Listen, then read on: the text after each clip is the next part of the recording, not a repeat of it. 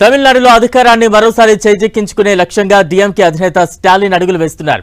ఈ క్రమంలో DMK cabinet లో భారీ మార్పులకు శ్రీకారం చుట్టారు. తన కుమారుడు మంత్రి ఉదయనిధి స్టాలిన్ కు ప్రమోషన్ ఇచ్చారు.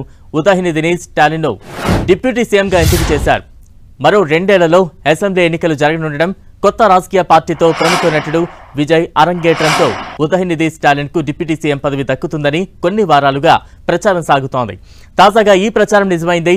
ఈ క్రమంలోనే మంత్రివర్గ పునర్వ్యవస్థీకరణ చేపట్టిన సీఎం స్టాలిన్ కొన్ని మార్పులు చేర్పులు చేపట్టారు. ఉదయనిధి స్టాలిన్ కు డిప్యూటీ సీఎంగా ప్రమోషన్తో పాటు మాజీ మంత్రి సెంథిల్ బాలాజీని తిరిగి కేబినెట్లోకి తీసుకున్నారు. మనీ లాండరింగ్ కేసులో ఆరోపణలతో అరెస్టైన బాలాజీ గతంలో మంత్రి పదవికి రాజీనామా చేశారు.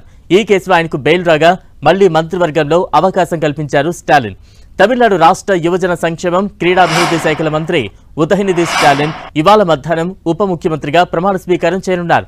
2021 ఎన్నికల్లో మొదటిసారి ఎమ్మెల్యే అయిన ఉదయనిధి 2024 లోక్సభ ఎన్నికల్లో డీఎంకే ప్రచారానికి నాయకత్వం వహించారు. తమిళనాడులో మొత్తం 39 స్థానాల్లోనూ డీఎంకే కూటమి విజయం సాధించడంలో ఉదయనిధి స్టాలిన్ కీలక పాత్ర పోషించారు.